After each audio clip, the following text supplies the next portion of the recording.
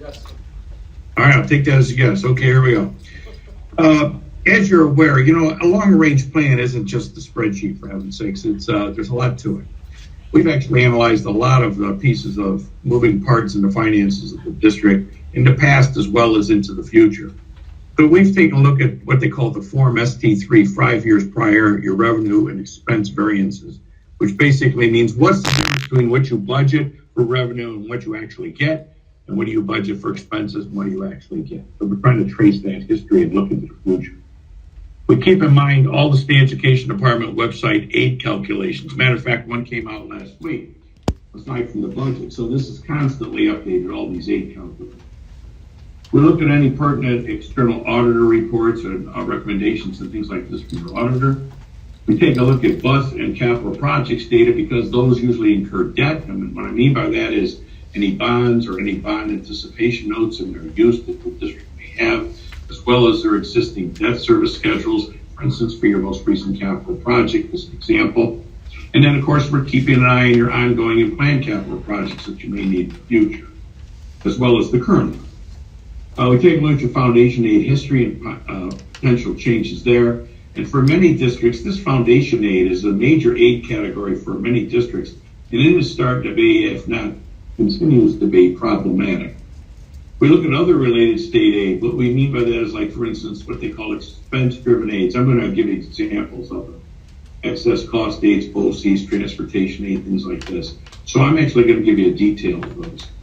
The types of reserves used by your district, the degree to which the district possesses or uses capital reserves, and specifically any fund balance history and future opportunities or threats to your finances are going to try and be examined. And then anything that was COVID related, Chris, or ARPA, federal grants related or operational related. In other words, things to keep your district going day to day.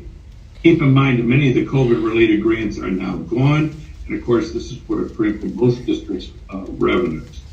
Take a look at tax cap calculations and the tax cap, potential financial events that have implications on your tax cap. For instance, the presence of pilot agreements and capital costs, things like this. We also take a look at the statewide reports of the controller of the state of New York as they relate to the district.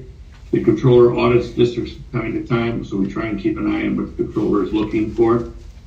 We take a look at all of the use of all your funds. Remember, you operate a general fund for your budget. There's special aid funds, there's federal funds, there's school lunch funds, there's capital funds. So we take a look at the appropriated fund balances and unappropriated fund balances in your funds.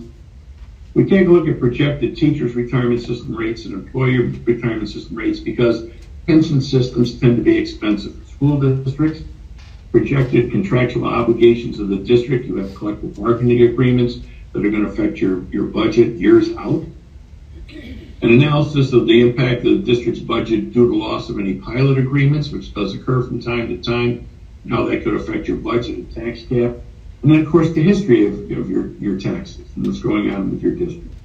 We take a look at your district's revenue and expenditure variance history. In other words, projections backwards and forward. Recent and pending statute, regulations, or decisions of the commissioner that might have implications for the district's finances because laws change. There's an increased cost now for students with special needs up to the age of 22, but they're only funded to the age of 21. So there's a good example of that. Any evidence of district-wide long-range planning, and we've been working on that for a couple of years for your district. And I think we've got a better idea now what's going on and what the future looks like. And then, of course, Bell was in there helping me out in digging through a lot of information for me. And I want to publicly thank Bell for doing a lot of legwork and digging things up and answering my probably endless list of questions. So thank you, Bell. And of course, interviews with Mary, your superintendent, has always been wonderful and, always wants the truth to be told and things to be analyzed appropriately. So thank you to her as well and then the board for inviting me. So let's get into it. Let's start looking at some pieces of data. Let's start off with state aid for your district. So what we've got is right up to this point here where it's got 24-25. This is the state aid in your current school year. And if you'll notice, the difference in your foundation between last year and this year is zero. You've got no increase. And with the new state budget, The governor actually promised and will deliver on a 2% increase in foundation aid, but made no promises for any future years. So I'm a little concerned about it. The increase in your foundation aid is a whopping less than, we'll say, $39,000. So it's not like a big help. If you'll notice, way back here, it was about $56,000 when they were actually doing better for you. But you've really entered what they call a save harmless status. That means that really what happens is when they figure out the foundation aid formula, the formula says you should get less money than you're already getting. So there was actually a movement within the state to make sure that districts like yours that are save harmless got no more money. But I think it's an election year coming up, so the governor decided to hop in with 2%. The Assembly and Senate tried to bolster this up to 2.9 to 3%, but it didn't go. So in the final analysis, you're stuck with the 2% and no promise for further increases in aid and foundation aid. Now I want to spend a little time on foundation aid because it's really important because it's the biggest number on the page. You are heavily dependent on foundation aid. When that goes up, it's a big help. So foundation aid is always a plus when districts can get it. But I'm afraid, looking forward, there's really no guarantee that you will ever see another increase as money gets tighter and tighter in the state coffers. But there's good news in here. Transportation aid is going up, and it's going up. Good news is that you're getting more aid. But the news that's a little questionable, according to that, is that the reason you're getting more aid is because you're spending more money. Remember, the transportation aid for transportation services is only a partial reimbursement for your expenses, not a full reimbursement. So while the aid is going up from one year to the next, it's because your costs are going up, and your costs are actually going up faster than this aid is going up. But we welcome the increase in the aid. Your building aid, you'll notice it dipped for a couple of years in your debt service, but that new capital project year is going to pay dividends, whereby we're going to get more capital project aid. Now, if the capital project is delayed by any time, this money will not show up in this school year, it'll show up in the next school year. So what will happen is between the next 2 school years, depending upon when your capital project gets wrapped up, the money will arrive. But again, don't forget, capital project aid, building aid is a partial reimbursement. BOCES aid. Now, BOCES aid, you'll see it fluctuates. Here it was up by 75.4, and here it's down by 79,000 and back up by 102. So BOCES aid fluctuates all the time. Now that it's up, I'm going to stabilize it for our projection because I think it's going to probably continue pretty close to this way.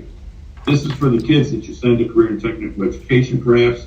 This is any BOCES services for staff development. This is BOCES administrative costs. There's a whole bunch of BOCES services you take part in, support for, we'll say, your infrastructure or your finance program and things like this. So it's on the upswing, which is nice to see. Keep in mind that this aid that's coming in next year is actually aid for the money you have spent in the current year. So BOCES aid is always behind a year at least. Public and private excess costs are aid for students with special needs. While I'm on the topic of students with special needs, keep in mind BOCES aid is not for students with special needs. That aid is either in foundation aid or it's found in the public and private excess cost aid. So private excess cost aid is like BOCES high-cost programs. There's some programs that you may send kids to in the public domain for special needs and special services. These usually are expensive programs. You have a threshold to meet, and then you get a percentage of aid beyond that threshold. So the first amount of money spent is yours. Now, these do tend to go up and down year to year, depending upon the kids in the program and the cost of the program. Private excess cost aid is usually like School for the Blind, School for the Deaf, and there's also other private entities. You may have a ARC or something like that to provide services. So those types of things. And you'll notice here, we had nothing here for a couple of years. And also probably had some youngsters that were eligible or a youngster, and then generated some aid, and that program may have changed or whatever, the cost has changed, so it does vacillate. Now, your software, library, textbook, and hardware aid tends to vacillate based on enrollment trends, and it's actually how much the state wants to pay that year per child. So these tend to vacillate a little bit. It looks like these are on the upswing, but they're not really a very, profitable aid, shall we say, to help you defer some costs. If you notice right here, we probably got about $37,000, $38,000 worth of aid here. These are not major aid categories, but to me, every dollar counts. So the key thing here is that we would want to continue to make sure these even move up just a little bit. But remember, your major aid category is up here in foundation aid. Now, the universal pre-K aid, you'll notice it's 108, 108, and then so it's down to 81, and it's back to 108. So it's over here to 108. Now, the legislature has the ability to change the amount of aid each year, but there's thresholds districts have to meet, how many slots they fill and seats they fill. And so what happens is you may have been eligible for $108,000 worth of aid, perhaps 25, 26, but based on your program slots and all the requirements of the program, you're probably going to get closer maybe to 81,000 for the 24, 25 year as a result. So this tends to vacillate based on what the district does with the program. Now, this line is really a sacrosanct line. This line is really different than the rest of them. Obviously, here I'm trying to point out that the aid is increasing. And I want to point out something about this UPK aid. This does not go into the general fund. In other words, this doesn't actually basically help you operate your district. It helps you operate the universal pre-K program only. And so the district may actually have expenses that exceed the aid, which happens in many, many cases.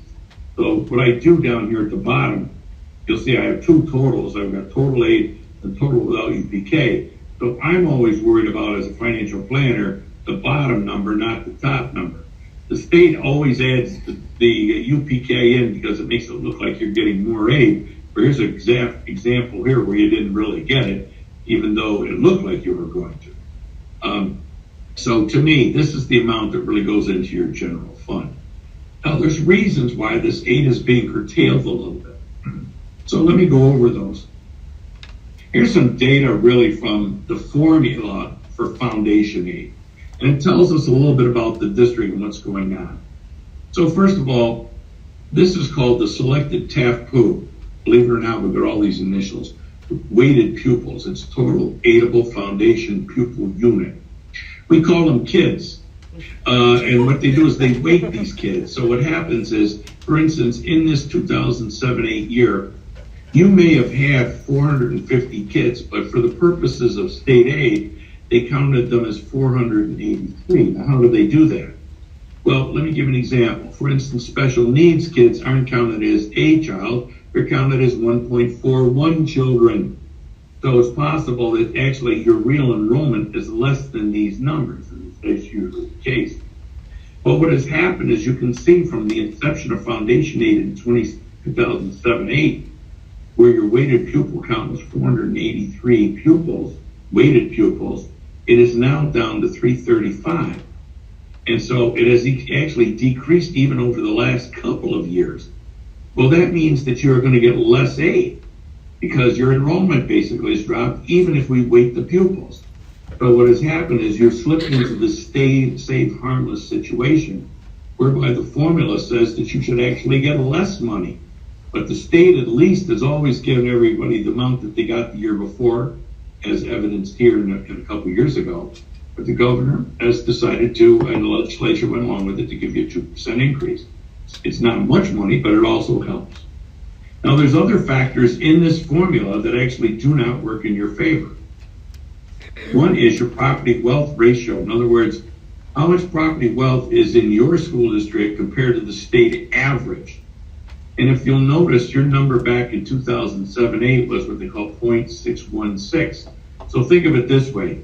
If we were to list the wealth of all the school districts from high to low, okay, you were 60% of the average. In other words, you were below average and 60% of the average. But you notice it's moved up now and you're at 77% of the average. So the state sees this as the district becoming more property wealthy compared to the state average. And in the formula, if you start becoming more wealthy, you would get less aid. They also look at your income per pupil ratio. So this is based on property wealth. This is based on income. And considering you put on your income tax, your school district code, everybody knows how much the school income is in the school district. So back in 2007-8, your income ratio was 0.875, which means that you were 87.5% of average. In other words, you weren't quite at average, but you were pretty close. Well, as you can see, it has grown too, so that you're about 94.2% of average. Once you get to above average or above average, or even get close to the number one, they really start curtailing your aid, and that's what's happening to you as well. What they do is they simply average these two numbers to come up with something, the combined wealth ratio, because this is a property wealth, this is an income wealth ratio, so they combine the two wealth ratios, and as you can see, your wealth ratio is increased. Therefore, the district looks wealthier by comparison to the average of school districts across the state. Therefore, in the parlance of state aid, it looks like you would need less money to run the district because you should be able to put more of your own money into it. I'm not saying I agree with this, but that's how the formula works. And also the percent students in poverty. Now, here's the situation. Now, this would be helping you in the formula. Because as you can see, down here at 4% going up to about 20.7, and this is the new economically disadvantaged formula now. These are free and reduced price lunches earlier. But you can see that there is more kids in poverty in your school district. So what they do is they start taking a look at all the factors and they say, they've got less kids, but they got more wealth, and they have a greater percentage of kids that they have less of in poverty. So it's 20% of less kids compared to, we'll say, 9% of more kids. So in the final analysis, they look at then English language learners. How many of those do you have? Which is an extra burden, and of course you've lost some here. And you haven't had many, by the way, over the year. And so that hasn't helped you very much in the formula. So no matter how I look at this formula, there's not a lot here that actually balances you out so that the formula will actually send you more money in the future. So I think this is something you're going to have to keep in mind. So I believe right off the bat, the first thing I would analyze and say to you is, I believe your revenues are going to be fairly restricted because this huge amount of aid, it may move, but if it moves, it'll move very, very slightly. And that's going to put a strain on your expenses. In other words, your ability to pay for things, because this is a good chunk of change. So that's our state aid picture. All right, so state aid is very important. Now, let's just take a look at where you've got some reserves and fund balance. So right now, you've got some fund balances and reserves, right? You have restricted reserves in the general fund. These two sets of reserves are properly funded, nicely funded here. You've got $135,000 in your workers' compensation reserve and about $41,000 unemployment. What I like about these two reserves is if you have them, should an emergency arise in the district at a board meeting, you could actually, by board resolution, transfer these monies right into the general fund. It's kind of like a rainy day fund. Now, they do have intended purposes, as you can guess. When workers' compensation premiums exceed what you have in your budget, you can take the money from this reserve, transfer it into your budget, and save the day. If you do have unemployment insurance claims that exceed what you have budgeted, again, you could also run to this money to help you out. So I consider these rainy day funds for this purpose, but they have a little bonus in a sense that should another emergency arrive, they could be transferred. We don't need voter approval. You also have reserves for the ERS and TRS. These are the pension systems. Employee retirement system, which would be, for instance, all non-certified staff. So it could be bus drivers, cleaners, clerks, mechanics, secretaries, things like this. ERS would be like principals, superintendents. It would be teachers, certified staff, instructional staff, things like that. Now, you have been building up your TRS over the last couple of years. You've got a nice little chunk of change in here. This reserve is nice to have because I'm a little concerned with the stock market moving around.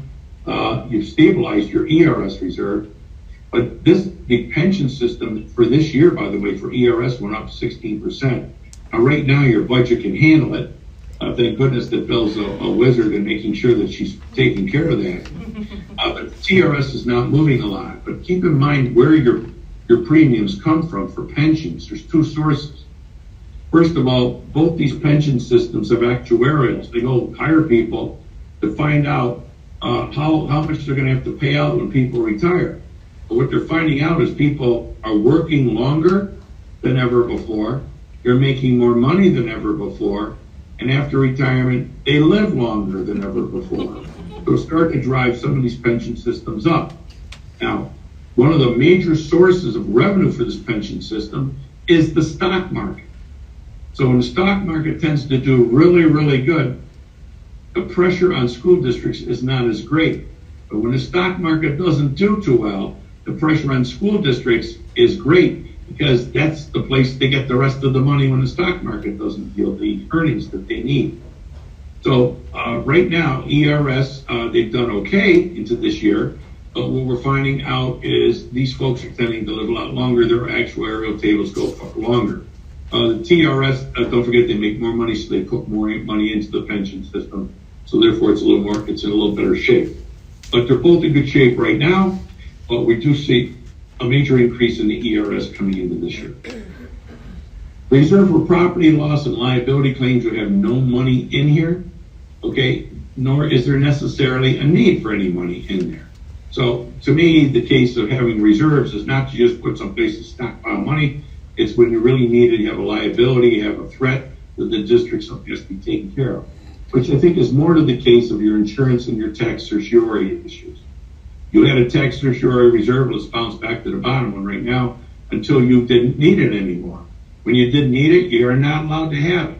So when I see that we have a reserve here and then it goes to zero, and Bell tells me, nope, we don't have a claim anymore, this is the proper use of the reserve. The insurance reserve could be used for a number of things. You could have some liability claims. People sue districts all the time for all kinds of things. The Child's Victim Acts, there could be claims by parents, taxpayers. There's all kinds of things that can happen. Somebody gets injured. I mean, there's disputes all the time. And so districts, when they see these disputes, they tend to bulk up this insurance reserve. Once the disputes are settled or settled even in part, money can be taken out of the reserve rather than the general fund budget. And this is the proper use. This is exactly what a district should be doing to protect itself. If in a future year or years, some of this liability, some of this insurance reserve is no longer needed, then this reserve could be depleted, appropriately, money transferred and so on as necessary. So I see some evidence of really good planning here and really good workings of the reserves. There's also a reserve for employee benefits and accrued liabilities. Now this is a reserve right here, and you'll notice it's actually fairly stable. It went down a little bit here because you tapped a little bit of the reserve. Sometimes when people leave the district, whatever you owe them for unused sick personal vacation days, you like to maybe use this reserve. The controller likes to let you use the reserve from time to time. So this shows good stewardship over the reserve, and it has very limited use. So I really like to see this move around a little bit rather than be on automatic pilot. So that's really a good sign. Now the next one is capital reserves. Now, capital reserves, you'll notice I've got a list here, and I always do a list. And for those of you who were here when I did my presentation a couple of years ago, capital reserves are one of my favorite reserves. And that's because what I call them is the gift that keeps on giving. And you had a capital reserve, and you built it up because you had a plan. You needed some work done on your project, and you were able to use a large portion of this capital reserve to actually as a down payment on that project. So you would have to borrow less money for the project, saving the taxpayers really a lot of money. This is evidence of good planning, good stewardship by the board. You still have $70,000 in it. Now keep in mind, capital reserves are created by voter approval. So as a board puts up a referendum, they say, look, we'd like to start a capital reserve. Inside that referenda is the words that tell you how long it will last, tells when it starts, tells how much the contributions can be in it, what's the maximum amount of contributions that can go in there over that period of time. So really this reserve has to be exhausted or money transferred out of it by 2034 because it's a 10-year reserve. I also must point out what the reserve is for, capital projects. When I see this, I'm proud of districts, and I'm really happy to see that you've done this, really built this up. Shows evidence of real long-range planning. The key thing is keep in mind, this money will have to stay in here and accrue interest in here probably, unless voters approve to be transferred to another reserve, which they can, if you put it up for vote, or to use it for another capital purpose. But I also like districts to have equipment reserves, technology reserves, and they actually keep renewing capital reserves. For instance, if you wanted to, when you get close to, say, 2030 or something, or 2032, you could actually have a proposition start a new capital reserve in 2032 for X amount of dollars and take any unused proceeds from here and transfer it into the new capital reserve. So there's a lot of opportunity. But I also like to see it for transportation vehicles. I like equipment, technology, transportation vehicles. You can have it for classroom furniture. Now, the reason I picked these out just as examples for you is because these tend to be expensive. Equipment, trying to buy a giant lawnmower is expensive. Trying to buy a pickup truck these days, very expensive. A dump truck with a plow on it, expensive. Buses becoming expensive. And now I'm even talking about zero emission. Diesel buses are still expensive. So a lot of times districts, when they find they have savings, they have fund balances, they have the ability to start these reserves. And what they are used for is a down payment, for instance, on the cost, or even a cash payment. So if there's actually no money borrowed for these items. So these are something that I always tell the board to keep in mind as they plan and go forward. So these are not necessary at this point, but I think it would be something to keep in mind. So, the reserve for repair, you've got $250,000 in here. I think because of this capital project, I'm not so sure. I think one of my recommendations would be the district should really reevaluate this reserve for its liability and its sustainability. You'll see in my recommendations, I think you ought to revisit some of these reserves.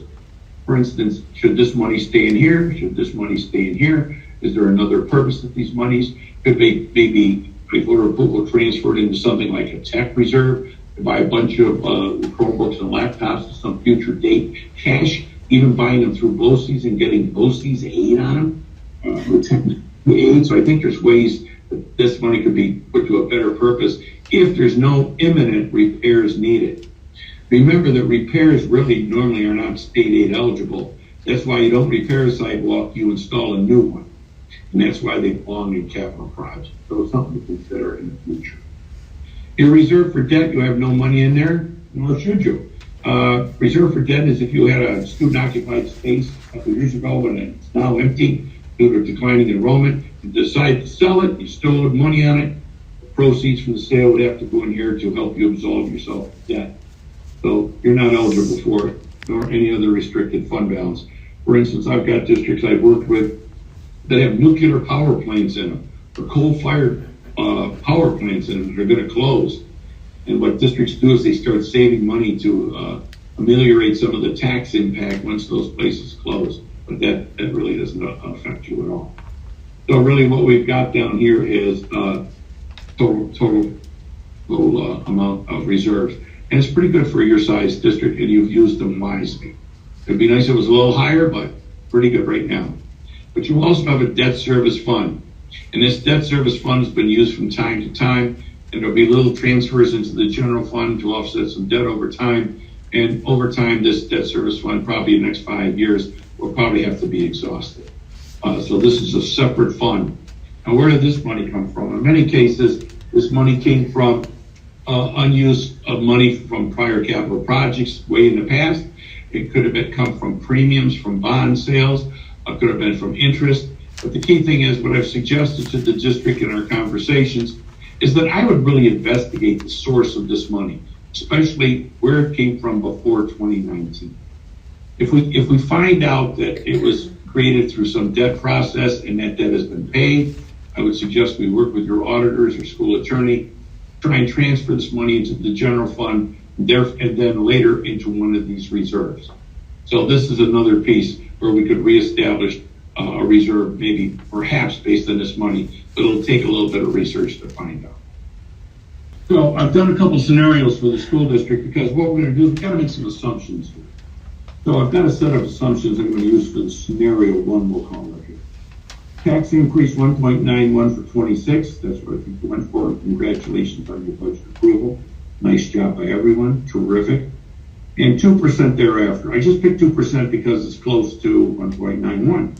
I'll just kind of stabilize this thing. Everybody, I don't know, a lot of taxpayers are under the mistaken impression that the tax cap is 2%. It's not, never has been, never will be. But we're going to use 2% for this scenario. So we're not saying this is the tax cap. We're going to do a little research project here. We're going to just say, how will the district fare if we keep increasing taxes at 2%? And we take a look at what our projections are for the rest of their revenues and also their expenses. Now, I don't see any major changes in your state aid, as I pointed out when I did the state aid piece.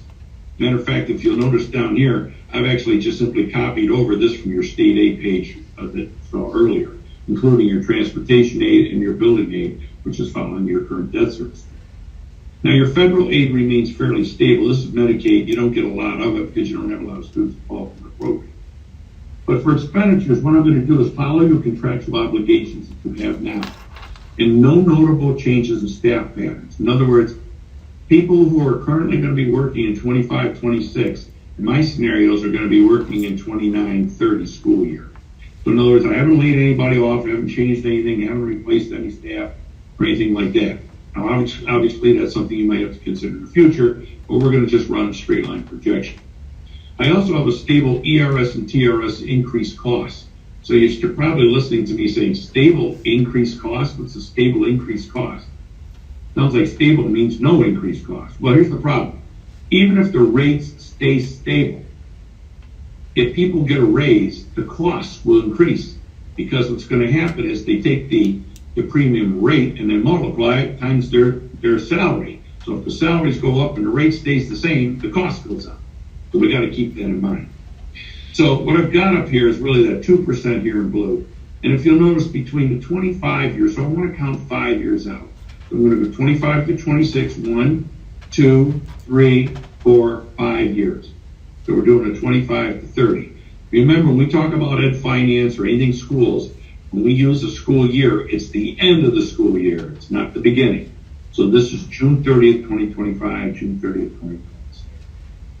At this rate, 2.288 from last year, 1.91 from this year, going into next year, 2% thereafter. This $6 million in taxes would turn into $6.66 million, $615,000 increase from 10.2.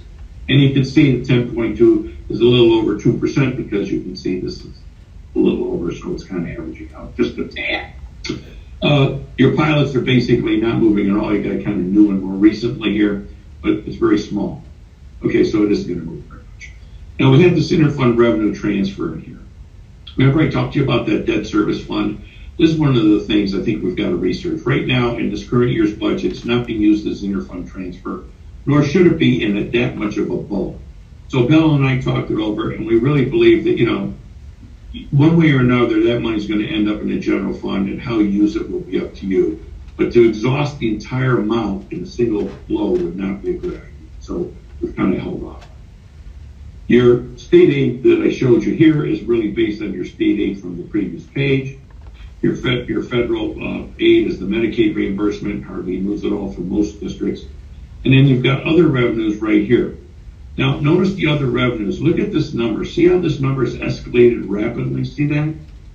See that? It's escalated rapidly. And that's because Belle's been very smart. What Belle has done is put your money into high interest bearing accounts.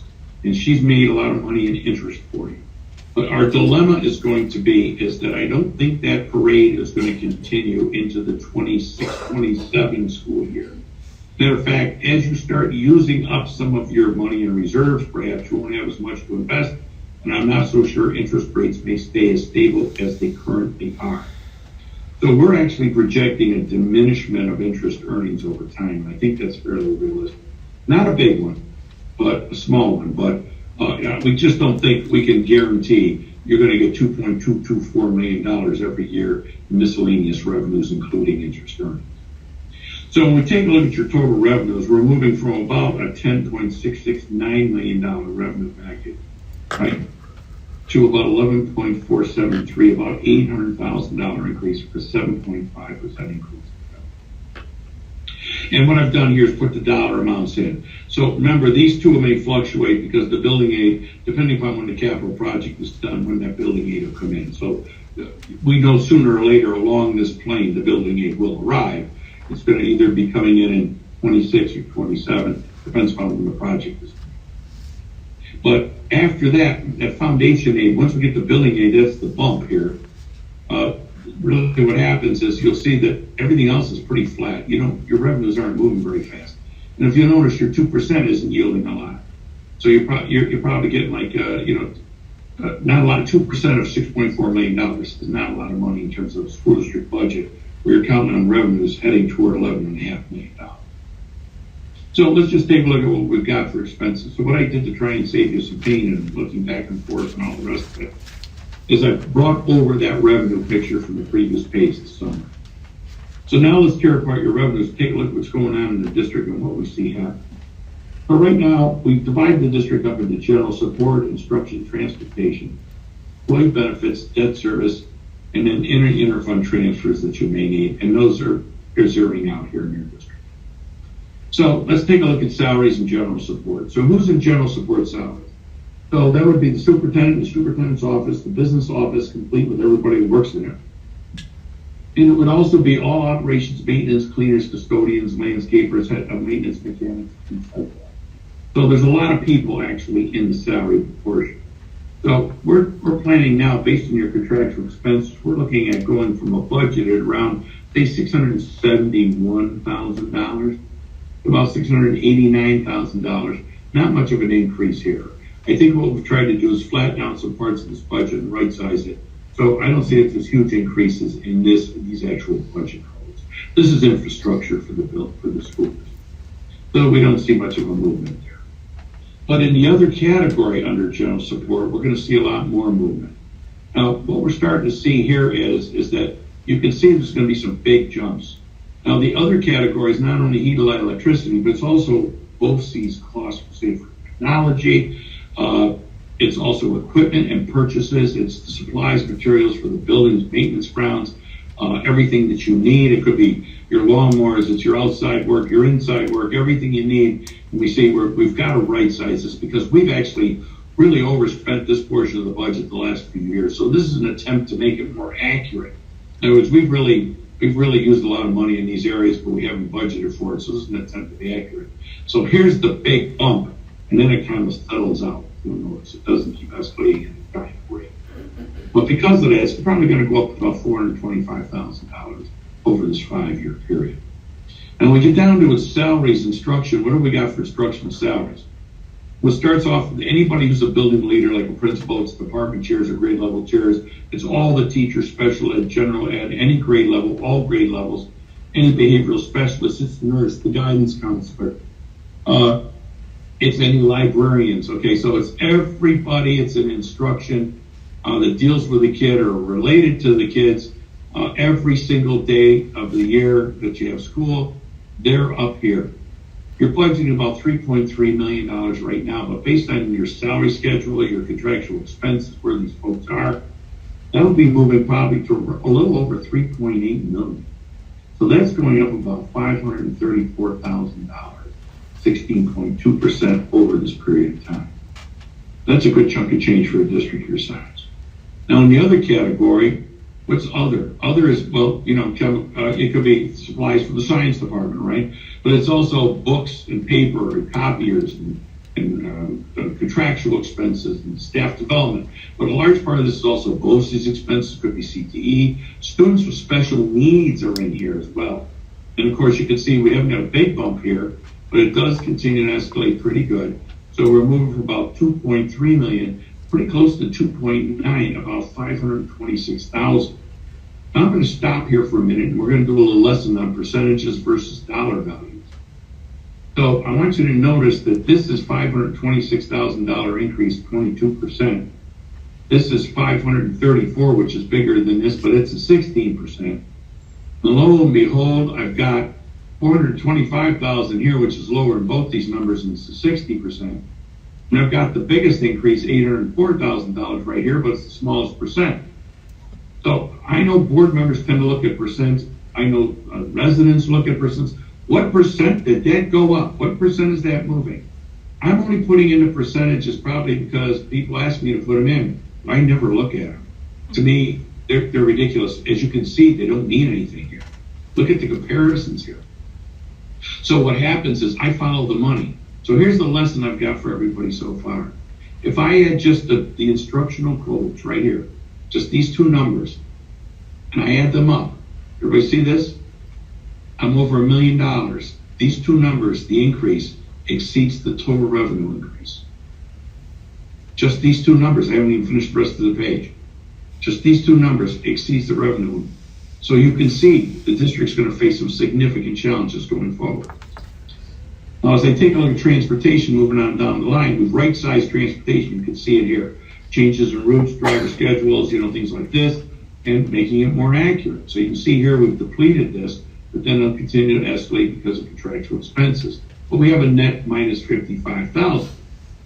But the cost of running these things and the cost of operating the bus garage and so on is going to escalate. You still need mufflers and tailpipes and brakes and so on. So up here's the maintenance mechanics and the bus drivers and so on. But down here is everything they're working on, right? Repairs of the buses, the bus garage costs, everything. And it's moved from 428,000 to probably a little over almost 634, about 205,000. Now, employee benefits are also, notice the size of some of these numbers. So let's take a look at retirement. Now, retirement right now, we're hoping that right now that the retirement we're seeing is ebbing. We don't know it. This is so hard to predict, but it looks like the bare minimum is moving about 442,000 to 536, about $94,000 increase. But you'll notice it's still a pretty good clip. Doesn't look like a lot of money, but it's a good clip. But the thing is, Social Security is a function of salaries, so that's going to move the salaries, and also workers' compensation. You have a workers' compensation plan. It doesn't move much. You've got good experience, so that's not a problem. But health insurance is starting to be an issue, and it's going to be a big issue, and you are not alone. I'm working on about 40 of these plans, and I got to believe 35 of them have problems with health insurance. Now, why is health insurance starting to be a problem across New York State? Well, there's a lot of reasons. Some of the reasons are that during COVID, of course, many people didn't use much of their health insurance. But after COVID, there started to become an ever-increasing strain on these plans, these insurance plans. People started getting their knees replaced, their hips fixed, their teeth fixed, new glasses. They got the colonoscopies, mammograms, they got wellness checks. They started doing everything under the sun. And in a lot of places, all of a sudden, people hadn't been to the doctor in a long time. They're diagnosed with some nasty things that were very costly. And these have wreaked havoc on insurance consortia, self-insured places, and everything. And you are not immune.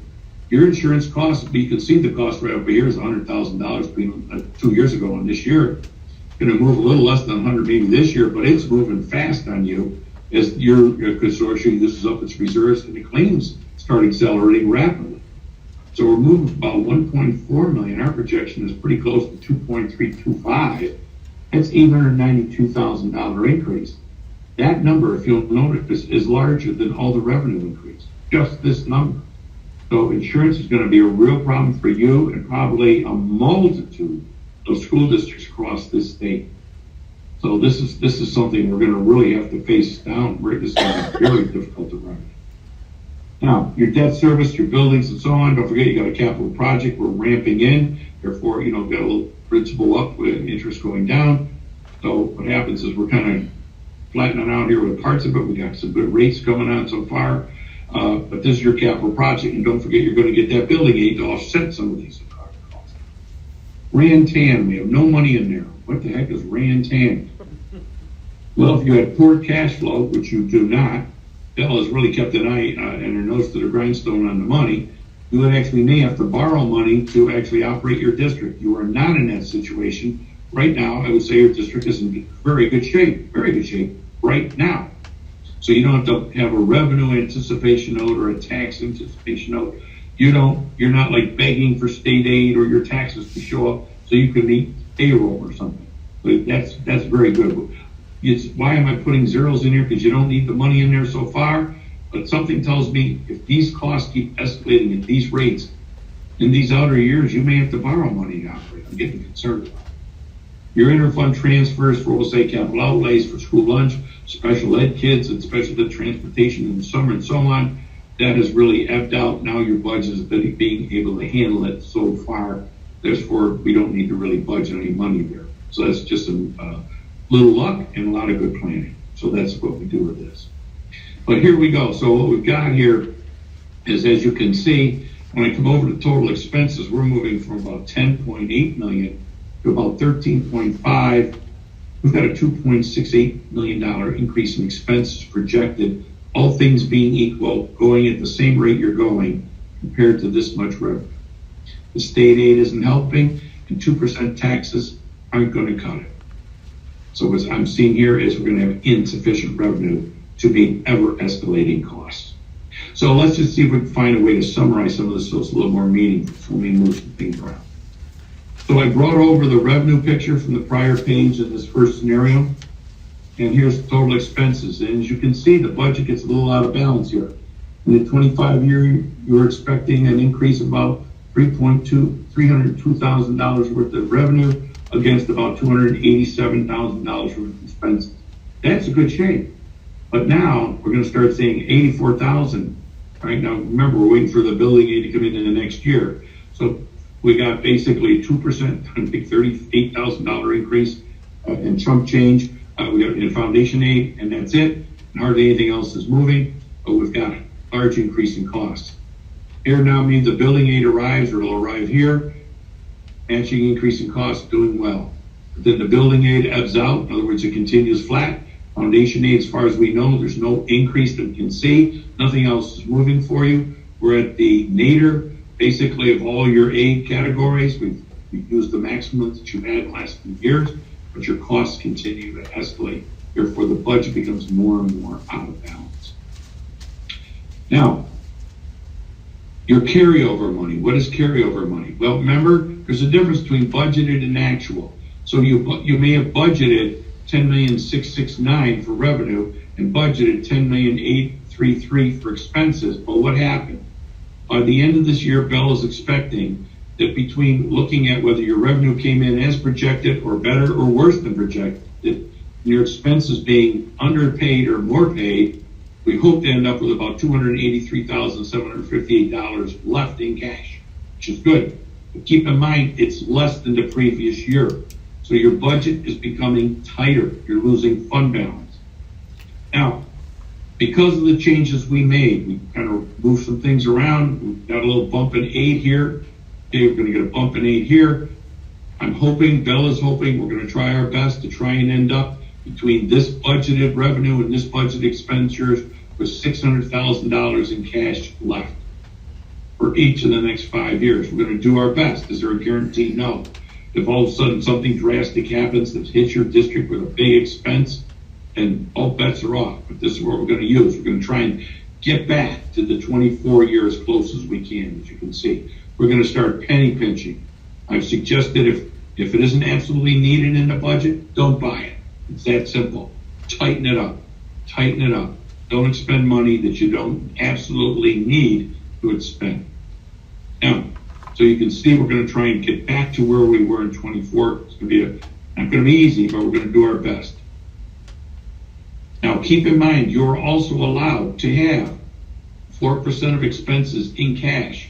Remember that this money here or this money here, sometimes it's the same money. In other words, some of this money creates this money. Some of this money creates this money. This is money for cash flow. Keep in mind how the district's finances operate. This is real important. July 1 comes, everybody thinks, well, the district's safe. There's nobody there. Well, there's a lot of people there. You know, buildings and grounds and cleaners and custodians working, getting the building ready, working on things all summer long, got central office operating. You're ordering everything you need for the school year, okay? Meanwhile, state aid is coming in drips and drabs. And in fact, those pension costs I was talking about earlier are actually subtracted from your first 3 months of your state aid payments. You don't even pay the pension payments. The state takes it out of your state aid check. So you're really cash poor for revenue coming in. I don't know if the board is aware of this, but the biggest state aid check your district gets is in the month of March, way after the school started. And the school year's almost over before you get the biggest check. Besides that, what happens is in a couple of months after July 1, the last week in August and the first week in September, everybody shows up. Your transportation system is going full blast. Bus drivers are getting paid. Meanwhile, all summer long, you've been paying everybody's health insurance. Now you're paying everybody's health insurance still. Now you're paying everybody's salary. So everything's going. So you need cash flow. So far, your district has done good with cash flow. But as money gets tight, it's going to be harder and harder to maintain it. Right? And besides, you haven't even had any tax money by the time school starts. Your tax money comes in October, November. So what happens is you've got to maintain cash to operate the district. So where is all the money in the district? Well, let's go through it. So here's how this works. Because you've actually had the distance between, or the difference between your budgeted revenues and expenses in the 23-24 year, you'll notice your revenue number is smaller. See that? Smaller than your expense number. Look at revenue smaller than expenses. Where's the rest of the money come from? You're short $179,000. Well, it comes from you promised to use your reserves or any of the cash you have on hand to pay for it. Well, guess what? Bill ended up with 546, so you were safe. So what happens here is you were able to build fund balance into the next school year. But the problem comes as we get to these out years, the budget becomes more out of balance. For instance, this budget you just approved, you've got a $10.7 million revenue picture and $11.3 million expense picture. Now, if she ends up with $600,000, we can keep that fund balance up there a little bit. See it? We can keep the reserves up and keep the fund balance up. But the problem starts coming here is in the later years. So right now, are you in good shape? Yes, it's the later years. As we move on, that $600,000 easily covers the amount you need to balance your budget. But as we move farther out, you'll notice now we have big ticket items, big expense without the big revenues. So the distance between this budget, 27-28 revenue to expenses, is almost $1 million. Well, if Bell only has 600,000 left, we've just eaten a lot of money. So what happens is we're trying to increase our unassigned cash because it takes more cash to operate a budget that's getting bigger. And at the same time, we got to take this 993 and hold it up here in abeyance. In other words, we got to start tapping reserves. Some of this money may stay in your reserves and some of it will be in cash. But the truth of it is you're starting to drain your treasury. By the time we get to 28-29, you need $1.5 million. And by the time we get to 29-30, it looks like around $2 million. And by that time, as you can see, every time we got to set aside more cash, we start to deplete our reserves.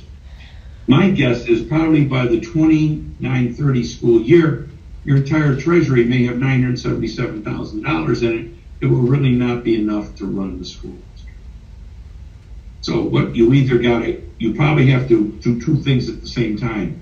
Find a way to increase your revenue, and you only have semi-control over one item. But you have to find ways to decrease the rate of increase of your expenses. So this is going to be a problem in this scenario. So is 2% going to cut it based on current expirations of taxes? No. Is the current trajectory of expenses going to cut it with 2% of taxes? No. So I can see some real issues here. And of course, I haven't talked about zero emission buses or any liability or fixing the bus garage to take chargers or anything like that yet. So I can see we're in great shape now, but not so much here in the future. This is going to be a very big problem. So someone could say to me, well, what's it going to take to get out of the drink? Now, I'm not suggesting you do this, but if you're going to keep the expenses moving at the same rate, then the only thing you can look at is revenues, unfortunately. Now, this is not a suggested do this, but here's what I did. In other words, how much would it take to stay out of this problem? I just increased taxes for the next 4 years after this year at 5.75. Now, you probably are all rolling your eyes right now. You're probably having palpitations, and I wouldn't blame you. I'm not suggesting you do this, but I'm telling you this. The question I would ask is, well, Rick, would this rate of increase save us? So I kept everything else the same. So all I did is move this because you have no control over anything else on this page. And you only have semi-control on this, and that's if your taxpayers want to pay this kind of freight. Well, what would happen? Well, to cut to the chase, if you don't move any of your expenses, you will be right where you are now. So my guess is, if you don't cut expenses drastically, you'll be forced to increase taxes drastically, but you're going to have to do some combination of probably both. But a school district your size, I'm not so sure, and I'm not familiar with your program, there's places to really cut expenses. Now, we've got to keep in mind, these are unaudited figures. The school year is not over yet. You got to go through an auditor, and then we'd have some real numbers, but we're close. We are very, very close. And we're trying to extrapolate into the future. Now, if you said, Rick, is that exactly how much our health insurance is going to cost in the year 2930? I'd say, I'm not sure it is. No, I'm not sure it is. But I'm going to tell you something. It's close, because this is the rates that your insurance company is telling us that this is moving at based on your claim experience in your consortium. All right? So we have constantly tried to update this. We've worked on this for a month and a half, trying to update this and get the latest and greatest numbers that we could get. So you've got to try cost reductions away from the kids' programs first. That's where you always go. What can we do more efficient, more effective? What do we have to do versus would be nice to do? Remember, some things, when you have money, there's a lot of things that are nice to do that when you don't have money are now a luxury. Unfortunately, that's the new definition. But you've got to keep in mind the reality of what you're faced with as a smaller school district. There's not a lot to fall back on here. School inflation costs and escalation supplies is a concern. And I call it school inflation because it's not the same as the cost of washers and dryers going up. I mean, the cost of copiers, some of this tech upgrades to, we'll say, the tech within the building, constant fixes and renovations to the building. You've got, and those are really escalating as you experienced. The cost of supplies, equipment, materials, paper, all this stuff is moving faster than washers and dryers. So the ability to buy supplies, materials, and particularly equipment is a concern. So what we've got to do is reevaluate purchases and staff need. You've got to look at the possibility of two things, attrition and breakage. Now, you got to keep in mind, these are two different things. What's attrition?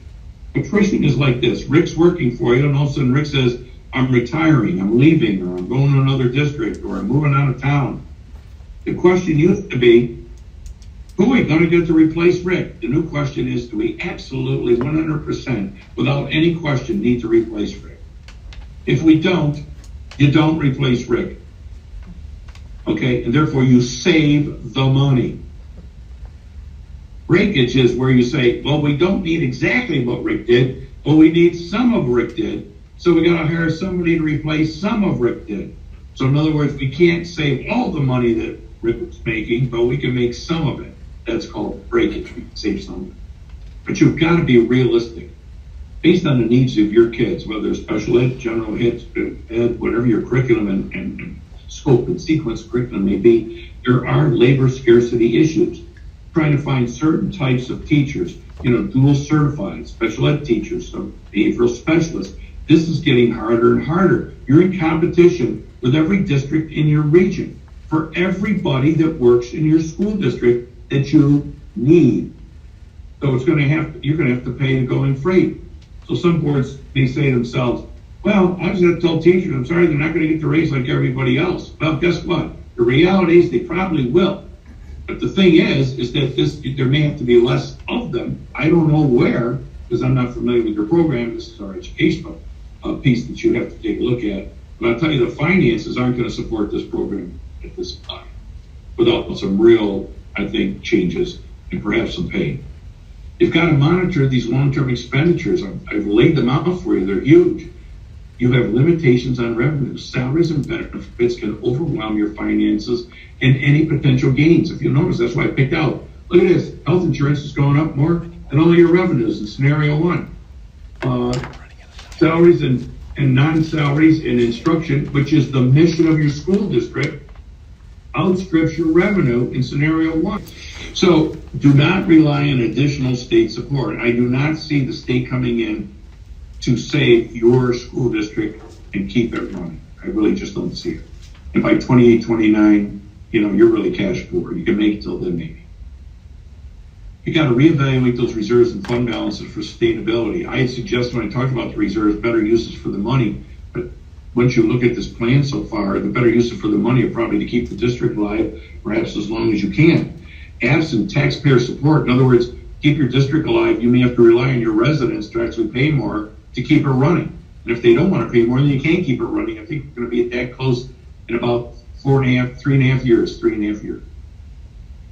Now, I tried to give you a stabilized tax cap strategy, which is useful, but if people won't pay, then you can't, it's funny. You can only have a school district if people support it. So that's what's going to have to happen here, but you also have to watch those expenses. The recent capital project helped with some infrastructure, but don't forget, I haven't even included in here, what else are you gonna need 5 more years from now for this building? You got to right size based on diminished enrollments and trend data. And I showed you how the enrollments over the years have declined. You probably got a wonderful program. You probably have good, your kids are doing well and everything else. But the truth of it is that the cost of providing that is starting to get out of reach. The distance between anticipated revenues and expenses has grown significantly in the past few years. The distance between anticipated revenues and expenditures becomes more magnified as expenses escalate faster than revenues. And your revenues are hardly moving, to be honest. The district has comparatively less control over revenues, but control over expenses will lead to difficult educational choices. At current budget trajectory, salaries and benefits will definitely overrun district's finances versus all practical revenue gains. I use the word practical in here on purpose because I don't know if you could do 4 years of 5.75. Here's the interesting thing: if you do 5.75 and don't change the trajectory of the expenses, you end up where you are, which means probably 4 years from then you end up where you would have been. If that makes any sense. Now, your failure to act quickly over the next few years will make it more difficult to sustain the district's financial potency and educational legacy.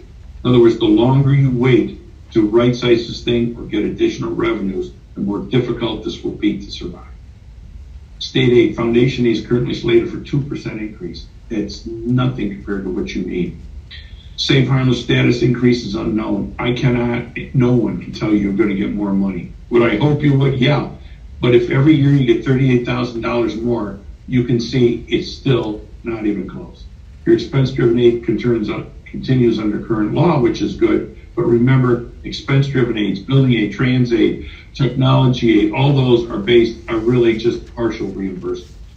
We haven't even talked about zero-emission bus mandate. Yes, you can get exclusion for 4 years, whoop-de-doo, but you still got to convert in the end anyway. So it's still going to be a problem. We got to monitor that cap, the growing use of the appropriate fund balance. In other words, the distance between your revenues and expenditures is large. And I know you don't want to go to a supermajority and its limit implications, but you may have to simultaneously cut things and then ask for more money at the same time. So people may have to pay more to get less, or some type of combination thereof. So you're in for a rough road, I believe, within 4 years. I wish I had a more positive report, but I'm trying to call them as I see them, and I'm concerned.